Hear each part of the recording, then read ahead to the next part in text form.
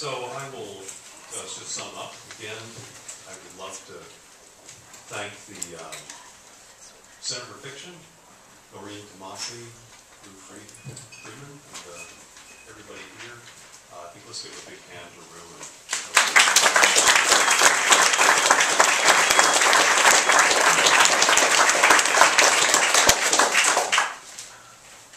You know, one great thing about coming last is that I get to hear everybody read. And, you know, one of the strange things about topics like this is that after a while you hear so many different viewpoints that you feel like you kind of live in a hell of opinions.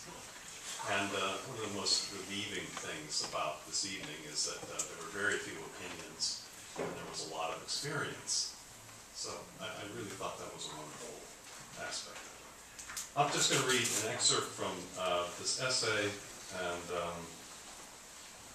it was basically came out of some journalism I've been doing over the last 8 years in the Middle East and East Africa. And this particular piece focuses on a visit to Palestinian refugee camp and also a place called Wales. It's called The Extravagance of Grief. In thinking over what I learned about the lives of the Palestinians I talked to during a trip I took to Lebanon and Syria, I want to focus on feeling. Not my feelings, but on the feelings of the people I talked to. The dominant emotions, as the refugees talked about how they'd been forced out of their homes during the 1948 Nakba, which in English means something like catastrophe, were grief and grievance. In one case, an old man told the story of watching how, as a small boy, Israeli soldiers murdered his mother, father, and brothers. The old man, tightly controlled, told the story with a muted intensity. He looked calm at first, but under that was grief and anger. And not an unreflective anger, but articulate, historical, as well as personal. And yet, as I listened, I confessed that it was easier to take in his grief than his grievance. But the more I listened, the more I became convinced that grief and grievance cannot be separated. And that one of the reasons why there is no real peace process and why so-called policymakers keep making the situation ever more desperate is their absolute insistence on keeping grief and grievance separate from one another, as if the emotional immediacy of grief would verify the justice of the grievance, or the grievance would be weakened by having to feel the other person's grief. In a sense, what I'm talking about is the difference in feeling between a political conviction and what you might call a political emotion. Political emotions are contradictory. They require a fresh response to every new provocation. Nor do they easily resolve into settled opinions or fit neatly inside some prefab ideology. They partake of political convictions, but only as that conviction is put to the test in our daily lives. They keep faith with the difference between what we think we ought to feel and what we really do feel. But to make grief and grievance more complex terms, Robert Frost puts grief, grievance, politics, and poetry in relation. Quote, politics is an extravagance about grievances, and poetry is an extravagance about grief. You can sense in Frost a kind of skepticism about grievance, as if grievance as a source for poetry were too partial of an emotion, too self-limited, in fact, too self-interested to reliably express the full range of a person's experience.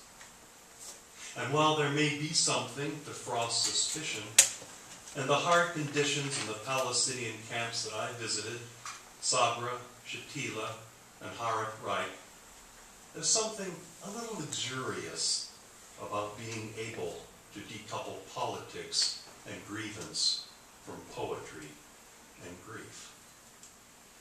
And so I want to give you an example of how politics and grievance and poetry and grief are all on a seamless continuum.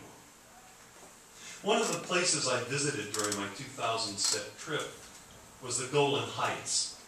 I spent part of the day in a ruined Syrian town, Kenitra, absolutely destroyed in the 1973 Yom Kippur War between the Syrians and Israelis.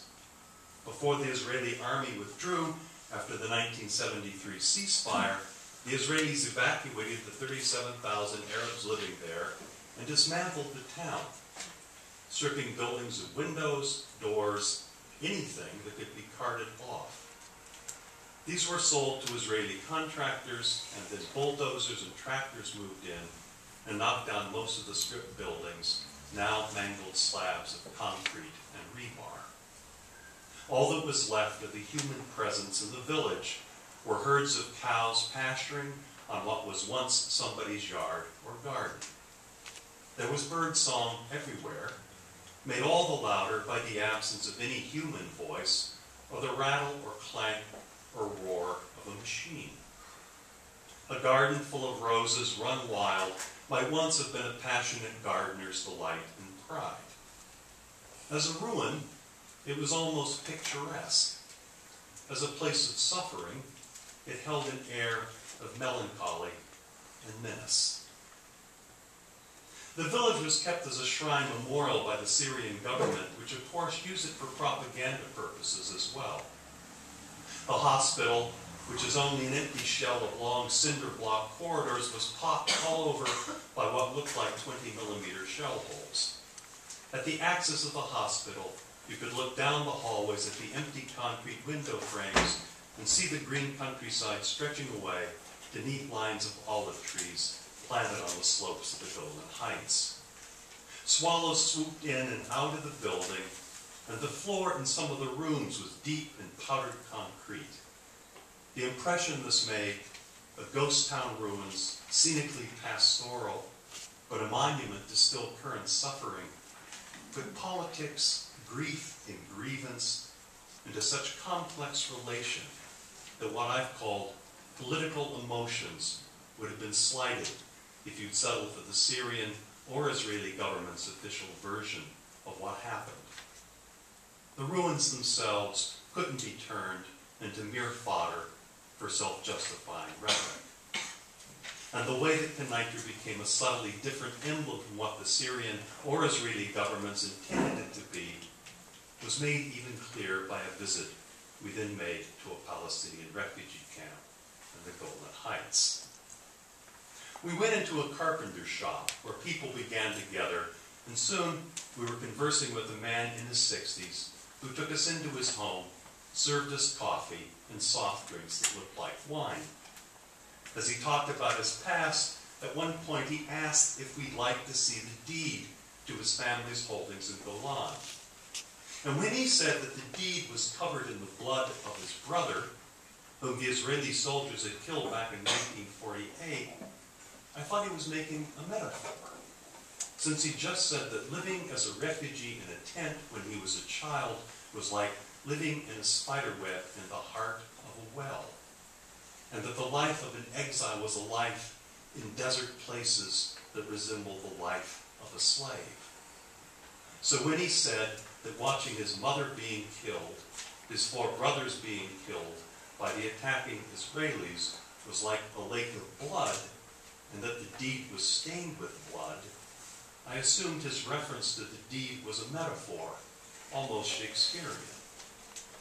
But then he asked us again if we'd like to see the deed, and he called his nephew on his cell phone, and the nephew came with the deeds to his family's property. And yes, the deed was literally stained with blood, 3 long, brown, faded stains that had bled across the legal east. So I'll finish with a poem, very short. And I guess I'll follow on from Sinan. And it's a translation. It's a poem that was written in 2000 BC, from a Sumerian spell. It's called Lamentation on Ur, and it's about the destruction of Ur. Like molten bronze and iron, shed blood pools. Our country's dead melt into the earth as grease melts in the sun. Men whose helmets now lie scattered, men annihilated by the double-bladed axe. Heavy beyond help, they lie still as a gazelle exhausted in a trap, muzzle and the dust.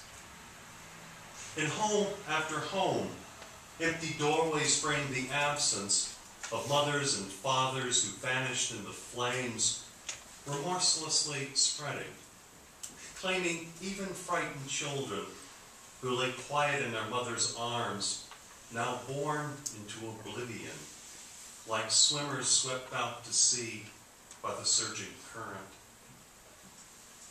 May the great barred gate of blackest night again swing shut on silent hinges. Destroyed in its turn, may this disaster too be torn out of mind.